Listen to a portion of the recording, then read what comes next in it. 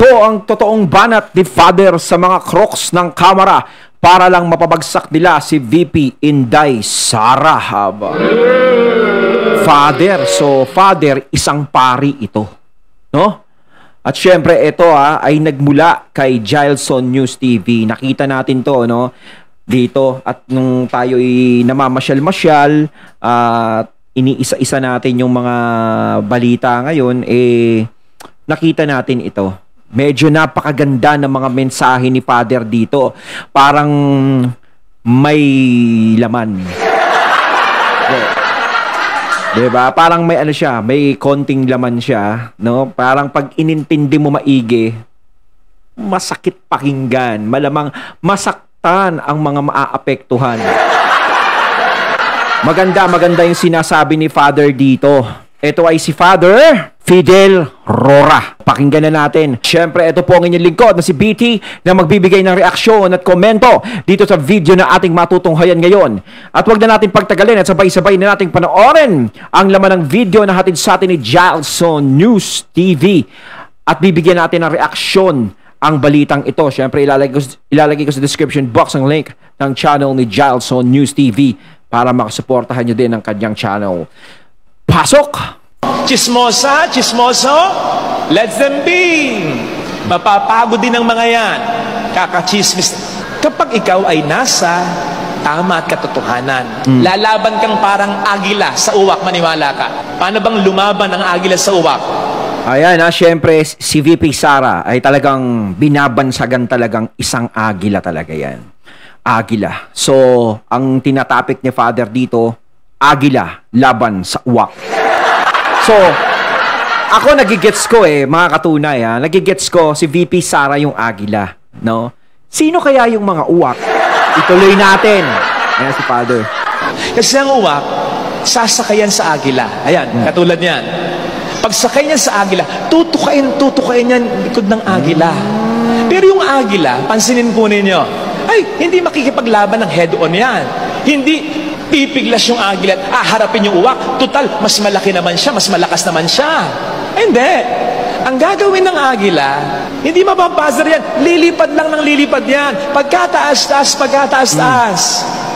Kasi habang lumilipad pala ng napakataas ng agila, numinipis naman ang oxygen para sa uwak. Hanggang sa, ang uwak ay hindi niya makahinga. Hindi nakakayanin. Lalagpak. Bibitaw na lang siya. Kapatid, ganon ang paglaban sa mga uwak sa buhay natin. Sa mga kuda ng kuda, iyak ng iyak, sa likod natin. Huwag nating sayangin ang energy, ang oras, ang resources natin. Wag! Kung kinakailangan mag-explain, ipagtanggol ang sarili, go! Once, twice, okay na yon. Kasi ang taong naninira talaga, hindi maniniwala yan. Kahit anong explanation mo pa, Tama si Father doon, napakagaling. Kasi tama yan, yung mga uwak na yan, no, sumasakay sa likod ng agila, gagawin nga, tutukain, hindi titigilan yan. So, sinasabi ni Father, lilipad ng mataas para mabawasan ng oxygen. 'Di ba? At saka yung sinasabi nga ni Father, kahit anong paliwanag mo, kung talagang galit sa'yo yung mga taong kumakausap sa'yo o nagtatanong sa'yo, 'di ba, gaya kay VP Sara, 'di ba? Alam naman natin na kahit anong gawing paliwanag ni VP Sara sa Kongreso, hindi siya papakinggan dyan. Kahit gaano kaganda yung kanyang pinapakita o gusto yung suhestyon niya, 'di ba, na inilalakad sa Kongreso, hindi yan aaprubahan. Sigurado yan. Kasi alam naman natin na ayaw nila sa kanya. Kasi kung gusto nila sa kanya, walang problema yan. Diba? Bakit naman yung iba? Diba? Saglit lang. Kung sa iba yan, saglit lang yan, walang problema. Pero pagdating kay VP Sara, maraming tanong, maraming suhestyon, diba? Ang pag-uusapan lang ay ang budget, pero ayaw nilang ibigay. Marami silang tanong. Yun din naman ang nagiging resulta, hindi nila ibibigay. Diba? Pinapahaba nila lang pinapahaba yung istorya. Kaya kahit gaano kaganda ang adhikain ng isang Sara Duterte, hindi nila papayagan yan. Unang-una, alam naman nila na si VP Sara ay siyang magiging hadlang sa kung sino man ang pwede nilang manukin sa susunod na eleksyon. 'Di ba? Kasi ibig sabihin nun, kaya nila hinahadlangan si VP Sara, kaya ganyan.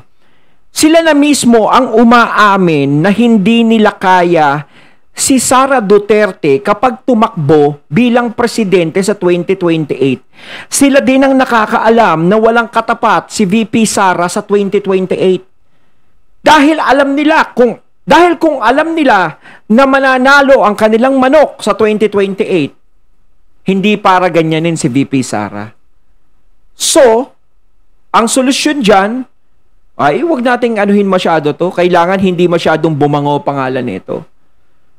Kasi kung maganda yung pinapakita mong na pinopropose mo, 'di ba, sa kanila, papayagan mo yun, lalong-lalo na't makakatulong sa taong bayan. Pero ang tingin nila, doon sa suggestion ni VP Sara ay walang maitutulong sa bayan. Gaya nga si Honti, 'di ba, sinasabi, pare-parehas lang naman ang pinopropose ni VP Sara na ganito, ganyan, ganyan. Meron din naman sa gobyerno na ganyan. 'Di ba? Masyado silang maraming katwiran. Explain ka sa iba, pero hindi sa kanya.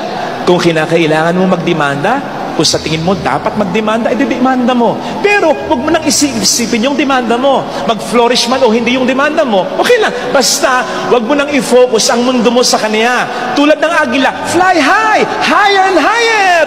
Gawin mo yung mga dati mong ginagawa. Lalong-lalo na yung kinaiinggitan na magumuat ng kwento laban sa'yo. Ayun. Yan ang isa pa, ang inggit. Di ba? Yan ang numero unong sumisira sa tao kahit na sasamahan o pagkakaibigan. Yan ang sisira, ang inggit. Kasi kung nalalaman nila, para sa akin parang itong na-apply to kay VP Sara. Kaya inireaksyonan ko to, yung kay Father. Di ba? Parang na-apply sa kanya. Di ba? Kasi nakikita nila kung paano mahalin ng mga tao si VP Sara. Nakikita na nagkakaroon ng simpatya sa kanya yung tao na kahit anong gawin mo, paninira, walang nangyayari. Hindi pa rin nawawala yung tiwala ng tao sa kanya. Patuloy pa rin siya pinaglalaban, patuloy pa rin siya sinusuportahan, patuloy pa rin siya pinapakinggan ng mga tao. 'Di ba? Pero sila is nagkakampihan sila. Sila na may mga posisyon laban kay VP Sara. Pero yung mga bumabanat kay VP Sara na yan is hindi pinapanigan ng mga tao. 'Di ba? Kasi parang ikaw ginaganyan ka na namin. Marami na kaming sinasabi sa iyo. Marami na kaming kinakaso sa iyo para masira ka ng ganyan-ganyan. Pero bakit ganun? Malapit pa rin sa iyo yung taong bayan, pinaglalaban ka pa rin. Minamahal ka pa rin. 'Di ba? Doon pwede mo na siyang kainggitan eh. 'Di ba? O sasabihin nila hindi naman kami naiinggit. O bakit naman kayo nagkakaganon kung hindi kayo naiinggit? 'Di ba? Kasi sa politika talaga, alam natin yan, madumi. Talagang madumi, ha? Sa politika talaga is mabigat talaga yan. Etong nangyayari kay VP Sara is parang napakarumi ng nangyayari. 'Di ba? Masyadong, para siyang binabalasubas masyado. 'Di ba? Vice President, kita mo, ginaganyan na lang. Halos hindi na binibigyan ng respeto. 'Di ba? Sana man lang kung ano yung respeto sa presidente, yun din ang respeto mo sa vice president. Hindi yung ginaganyan nyo siya. Wala eh. Dahil sa takot nyo na manalo siya, dahil sa takot nyo na bumango yung pangalan niya sa mga tao at patuloy siyang suportahan, ginaganyan nyo siya. 'Di ba? Siguro gusto nyo siyang masama sa inyo. Mahawa sa ugali niyo. Ay kaso nga lang, hindi ganun si Sara Duterte. Hindi ganun yung mga Duterte. Hindi sila sumasakay sa mga ganyan. 'Di ba? Kung ano yung kinainggitan nila, mas gawin mo. Mas pagbutihin Ayun. mo. Doon mo ilagay yung energy mo. Yun yung sinasabi ko. Kung ano yung ikinaiinggit nila sa'yo, ituloy mo. 'Di ba? Yun eh. Sa kabila ng ginagawa nila kay VP Sara, na ganyan, binabagsak, hinihila ka namin pababa, si VP Sara patuloy pa rin nagtatrabaho. Yes, nandoon na medyo napapatulan niya sila, pero hindi pa rin nawawala ang focus ni VP Sara sa taong bayan. Ayun yung maganda ron eh. Pero sila, sa sobrang pagtutok nila kay Duterte, kay Sara Duterte, kay FPRRD, sa lahat ng mga maka-Duterte, ganto, ganyan, ganyan, hindi na nila napapansin ang taong bayan. Yung hinaing ng taong bayan ay hindi na nila nakikita. Yun ang pinagkaiba ni VP Sara sa kanila. 'Di ba? Halos wala na silang ibang pinag-usapan kundi ang problema sa mga Duterte. 'Di ba? Pero si VP Sara, sa kabila ng ginagawa sa kanyang paghamak, pagalipusta, hinihila pababa, sinisira, gusto i-impeach, hindi nawawala ang focus ni VP Sara sa paglilingkod sa tao. Ginagampanan niya pa rin ang pagiging vice president. Kasi nangako ko sa taong bayan kapag naupo ako, paglilingkuran ko kayo. 'Di ba? Yun ang ginagawa niya.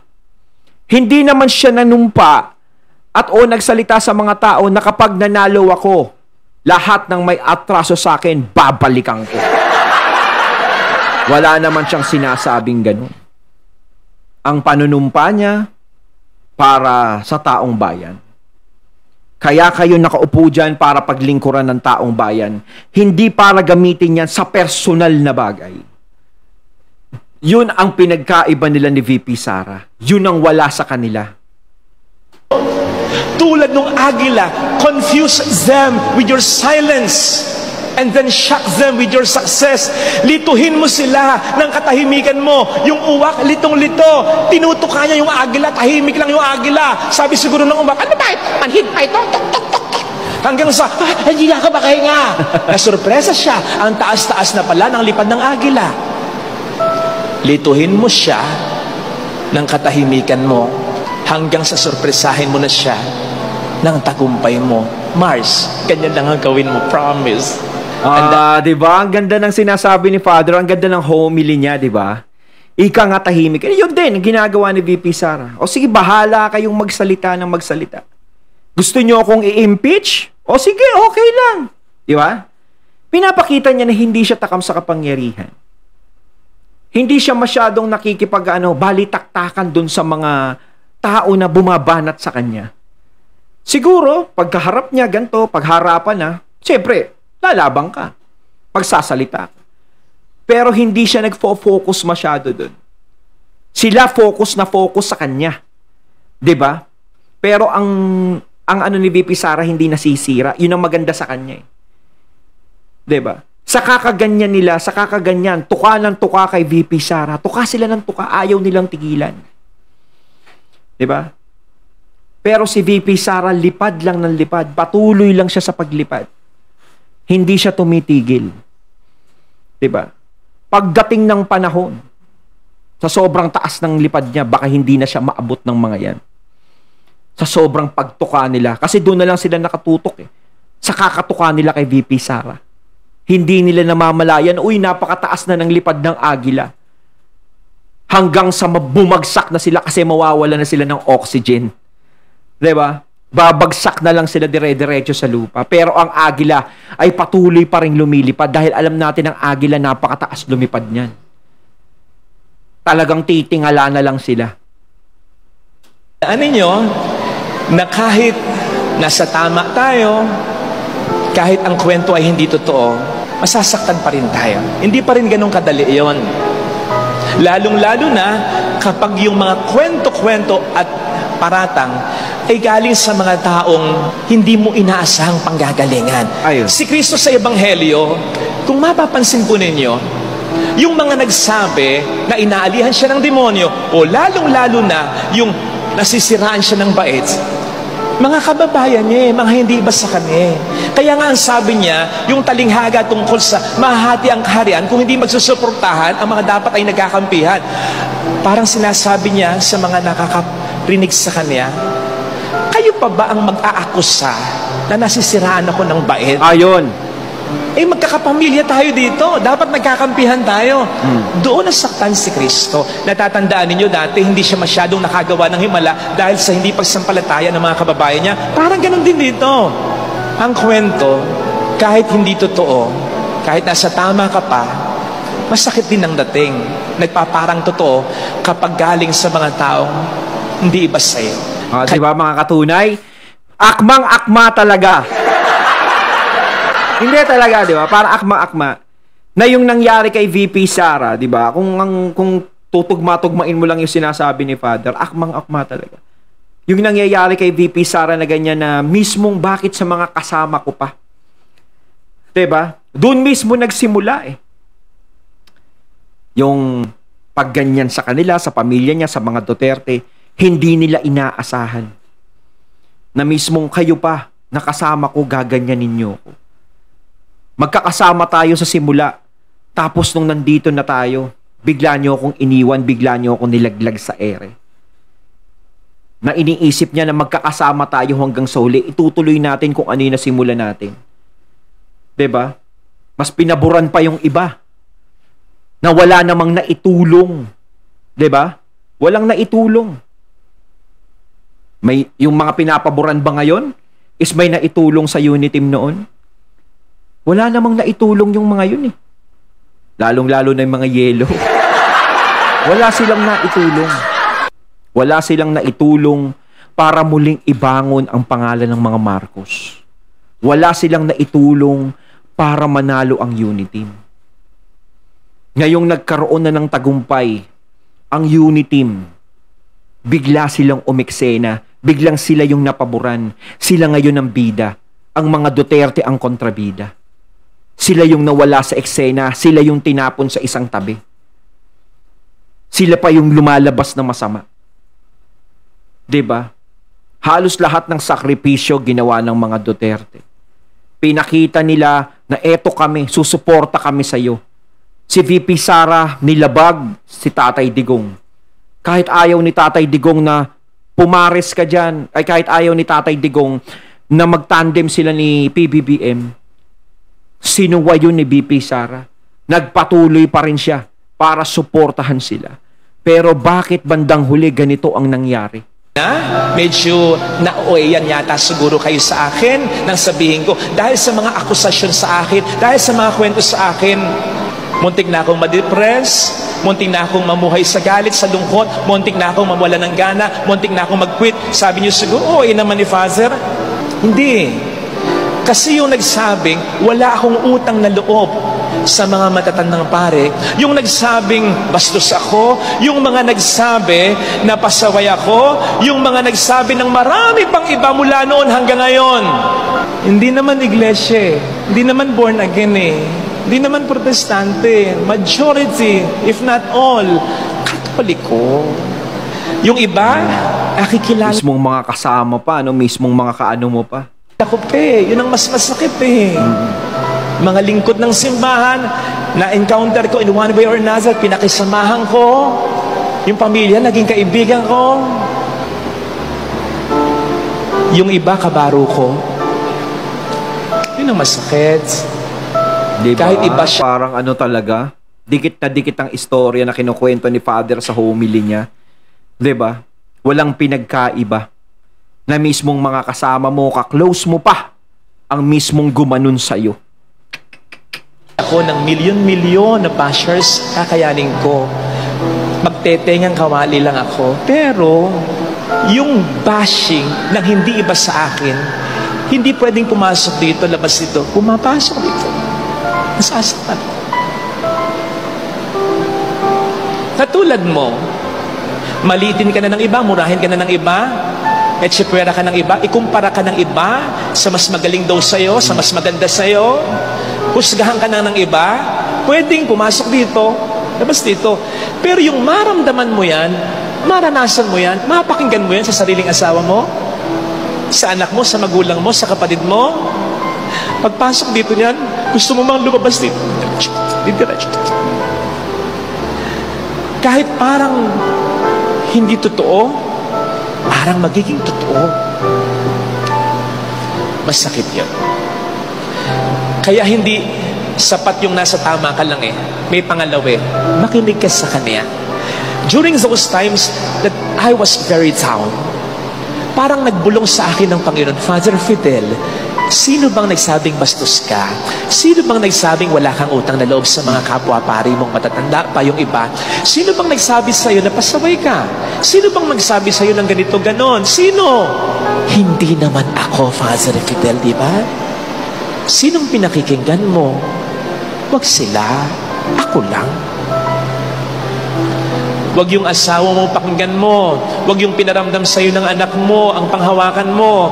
Huwag yung nakarating sa'yo na sinabi ng pinsan mo o ng sino man ang panghawakan mo. Kahit nga ito'y totoo. Ang panghawakan mo, kung ito man ay totoo, magbago ka. Pero ang panghawakan mo, yung pagmamahal at pagtingin ng Diyos sa'yo na hindi nagbabago. Ayon, at ating natunghayan ng video na nagbula kay Gelson News TV. Ayan, ang ganda ng homily ni Father, di ba? Akmang-akma sa pulang mga crocs. Kayo mga katunay, anong masasabi nyo tungkol dito sa video na ating natunghayan ngayon? Comment lang po kayo sa comment box. So once again, I'm BT and I'm out. Peace.